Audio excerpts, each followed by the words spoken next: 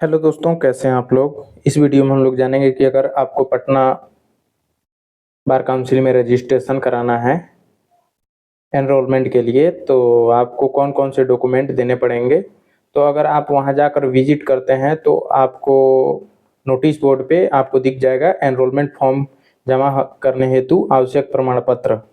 ठीक है। अगर नहीं जा पा रहे हैं तो इस वीडियो से आपको पूरी जानकारी मिल जाएगी, बिना गए आपको पूरी जानकारी मिल जाएगी और आप जाकर अपना एनरोलमेंट करा सकते हैं फॉर्म लेकर।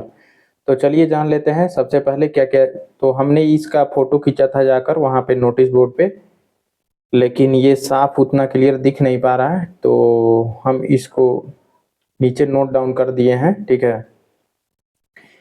तो एनरोलमेंट फॉर्म जमा करने हेतु आवश्यक प्रमाण पत्र, तो सबसे पहले हम लोग 3 साल वाले कोर्स के लिए जानेंगे, फिर 5 साल वाले के लिए। तो देखिए 3 साल वाले के लिए सबसे पहले आपको मैट्रिक का मूल मतलब ओरिजिनल जो मार्कशीट है, मैट्रिक का मार्कशीट और सर्टिफिकेट दो होता है ना। मार्कशीट होता है जिसपे मार्क्स लिखे होते हैं, एक सर्टिफिकेट होता है। तो आपको दोनों वो ओरिजिनल चाहिए। ठीक है। अगर आपके पास मान लीजिए कि ओरिजिनल सर्टिफिकेट नहीं है तो एक प्रोविजनल सर्टिफिकेट मिलता है। ठीक है। तो क्योंकि ओरिजिनल 3 साल बाद मिलता है, प्रोविजनल पहले मिल जाता है, एडमिशन कराना हो या किसी अन्य काम में लगाने के लिए तो तुरंत मिल जाता है मार्कशीट के साथ ही। तो वो भी आप लगा सकते हैं प्रोविजनल। ठीक है। यहाँ पे लिखा हुआ है मूल या प्रोविजनल। ठीक है। औपचारिक प्रमाण पत्र उसको प्रोविजनल बोलते हैं।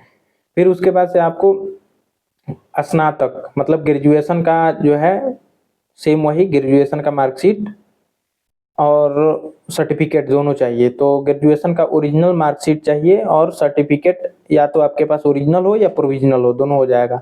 फिर लॉ कोर्स के लिए आपके पास जो मार्कशीट है, ठीक है, और मार्कशीट चाहिए और सर्टिफिकेट चाहिए ओरिजिनल, ये ओरिजिनल या प्रोविजनल दोनों। ठीक। फिर लॉ कॉलेज द्वारा निर्गत चरित्र प्रमाण पत्र कैरेक्टर सर्टिफिकेट चाहिए। लॉ कॉलेज आपने जहाँ से लॉ किया है वहाँ से आपको कैरेक्टर सर्टिफिकेट लाना पड़ेगा। ठीक है। उसके बाद से आपका पहचान पत्र कोई भी आधार कार्ड हो या वोटर आईडी कार्ड हो या ड्राइवरी लाइसेंस हो, तीनों में से कोई भी आप ला सकते हैं इत्यादि। ठीक। उसके बाद से आपका 5 फोटो चाहिए रंगीन पासपोर्ट साइज। ठीक। लिफाफा सहित मतलब उसमें एक लिफाफा आप खरीद लीजिएगा, उसमें 5 फोटो चाहिए रंगीन पासपोर्ट साइज। उसके बाद से 2 प्लास्टिक फोल्डर मतलब वो जो फाइल होता है जिसमें रखा जाता है, तो 2 फाइल चाहिए। ठीक। अब चलिए 5 ईयर्स वाले के लिए देख लेते हैं, 5 वर्ष लॉक के लिए। तो सबसे पहले आपको मैट्रिक का मार्कशीट और सर्टिफिकेट प्रोविजनल हो या ओरिजिनल हो, दोनों कोई भी। फिर इंटर का जो है मार्कशीट और प्रोविजनल सर्टिफिकेट या ओरिजिनल सर्टिफिकेट, दोनों दोनों में से कोई एक। ठीक है। तो मार्कशीट चाहिए और सर्टिफिकेट चाहिए। फिर आपने लॉ अगर 5 साल वाला जहाँ से किया है उसका चाहिए प्रत्येक सत्र का मतलब 5 साल किया है तो 5 साल का 10, अगर सेमेस्टर वाइज है तो 10 आपको मार्कशीट मिले होंगे। ठीक है। तो वो 10 मार्कशीट चाहिए। ठीक है।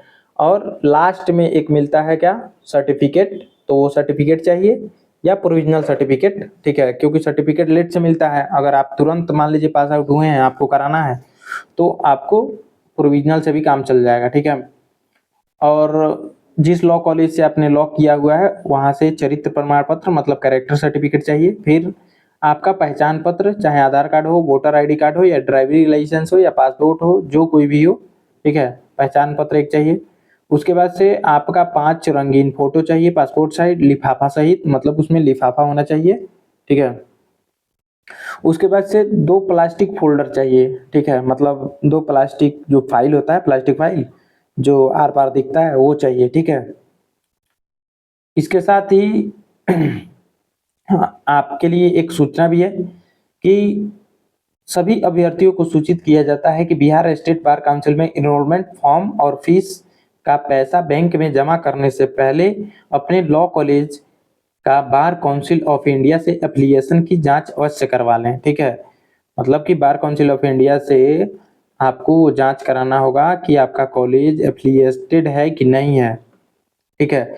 और सबसे इम्पोर्टेंट, जब आप एनरोलमेंट कराने जाएंगे, सब चीज फॉर्म वॉर्म जमा करने के बाद आपको कुछ पैसे जमा करने होते हैं, ठीक है। तो यहाँ पे लास्ट में जब आपको क्या चाहिए, जब आप इनरोलमेंट जो हो गया है वो लेने जाएंगे ना, तो उसी समय आपको इनरोलमेंट सर्टिफिकेट नहीं, बीच में ही जब आप फॉर्म सबमिट कर दिए हैं उसी समय बीच में ही आपसे 6,000 रुपये मांगा जाएगा, ठीक है। बिहार बार काउंसिल ऑफ से 6,000 रुपये आपको जमा करने के लिए बोला जाएगा। बहुत लड़के 6,000 जमा करते हैं, मेरे पास नहीं था। तो आपके पास नहीं है तो आप क्या करेंगे, तो देखिए 300 रुपये 3 साल के लिए एक होता है, ठीक है। हर 3 साल पे 300 रुपये आपको लगेगा ये मेंबरशिप के लिए, ठीक है।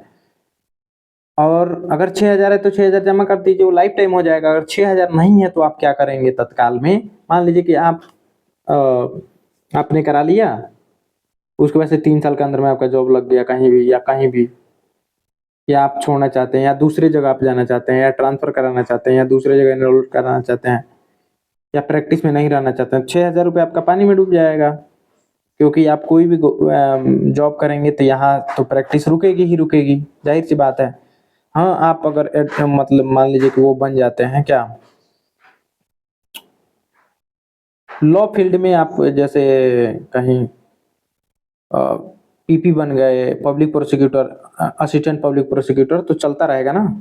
तो आप 3 साल वाला भी 300 रुपये देकर 3 साल वाला मेंबरशिप भी ले सकते हैं कि 3 साल तक, फिर 3 साल के बाद 300 रुपये जमा करना होगा। 6,000 रुपये बीच में हो गए तो 6,000 जमा करके फुल टाइम हो गए, ठीक है। अगर 6,000 न हो तो आप क्या करेंगे, क्योंकि वो लोग 300 रुपये वाला बताते ही नहीं है कि मेरे पास 300 वाला भी मेंबरशिप है।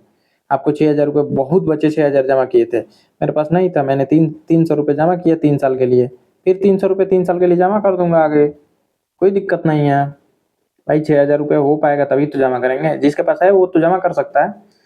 So thanks for watching. Video कैसा लगा कमेंट में जरूर बताइएगा, और भी कोई जानकारी हो लेना चाहते हैं तो कमेंट में बताइएगा, मैं उसका रिप्लाई जरूर करता हूँ। आप देख सकते हैं कोई भी वीडियो पे अगर कमेंट आता है तो मैं रिप्लाई करता हूँ। So thanks for watching.